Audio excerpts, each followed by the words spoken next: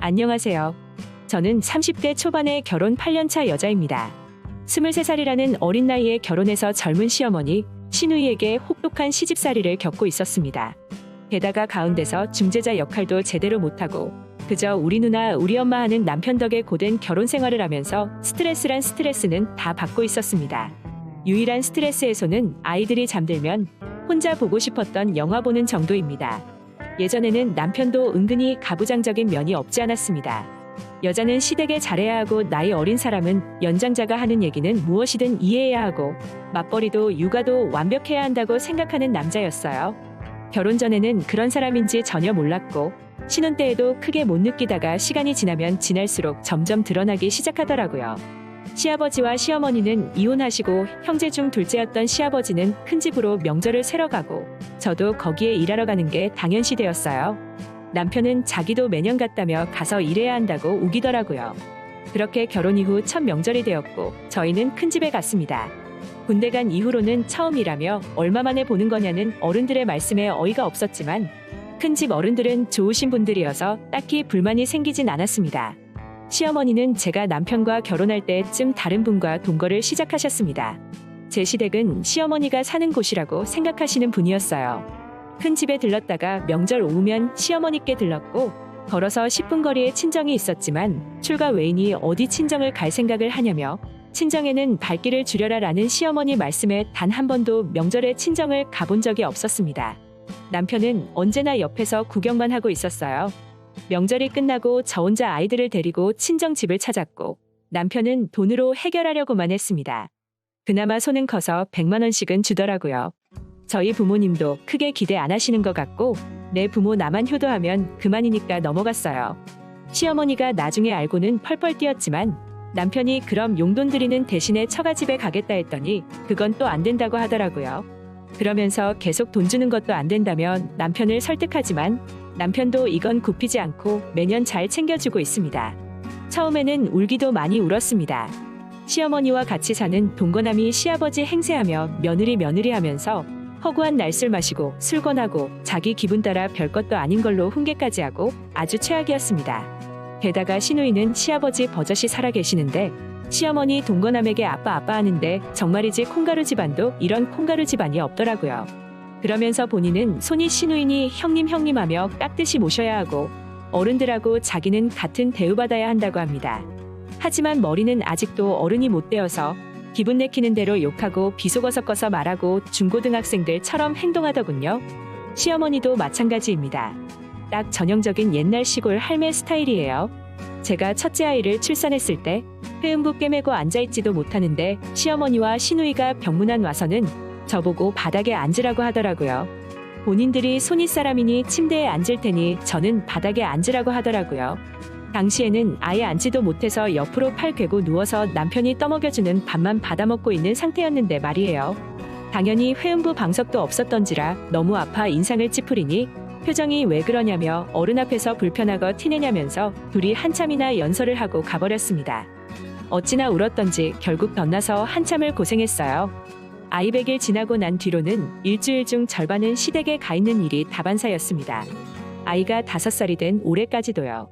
저는 친정엄마 속상할까봐 말도 못 꺼내고 혼자 벙어리 냉가슴 앓듯 그렇게 지냈습니다. 그러다 그 꼴통 시누이가 작년 초 결혼을 했습니다. 술 먹으면 쌍욕은 기본이고 주변 사람들 신경도 안 쓰고 지 멋대로 살아서 시집도 못 갈 줄 알았습니다. 그래도 여기저기 칼을 떼서 외모가 나쁘지 않았어요. 그 덕에 불쌍한 피해자만 하나 생긴 거죠. 시어머니는 어쨌거나 자식 둘 다 보냈으니 신이 나셨더라고요. 작년 추석 큰집 갔다가 아침에 제사 드리고 어머니 집 넘어와 있는데 시어머니께서 시누이한테 계속 전화를 하시더라고요. 시누이는 내내 연락이 안 되다가 저녁이 늦어서야 전화가 왔습니다. 제사도 많은데 며느리가 자기 하나뿐이라 명절 지날 때까지 친척들이 많이 오셔서 못 온다는 얘기였죠.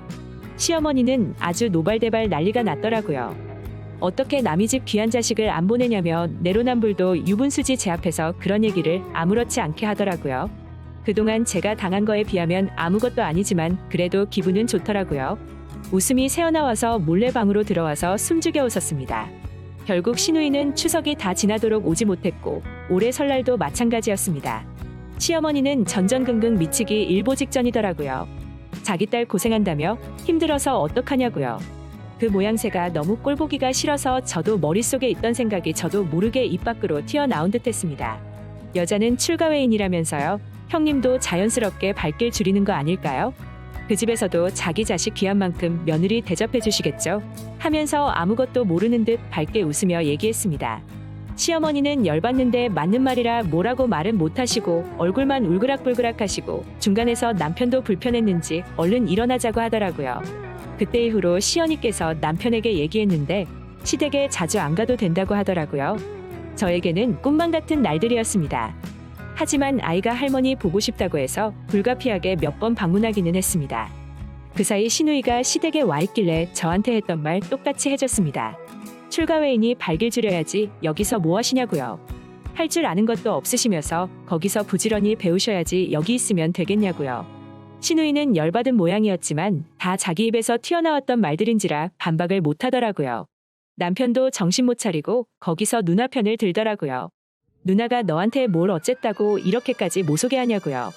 그래서 내가 모소개하는 게 아니라 나한테 출가회의는 친정 발길 끊는 거라고 알려줬었는데 그거 그대로 실천해야 하는 거 아니냐고, 나만 엿먹이는 게 니네 집 신조는 아닐 거 아니냐고 쏘아붙였습니다. 아니면 니들 맘대로 해라 대신에 나 다음 명절 때부터 안 올 거니까 알아서 명절 챙기라고 질러버렸습니다. 님 편이 그건 좀 아닌 것 같다며 제 말꼬리를 잡길래 그러면 앞으로 쭉 니네 집에서 니 가족들하고 살라고 했습니다.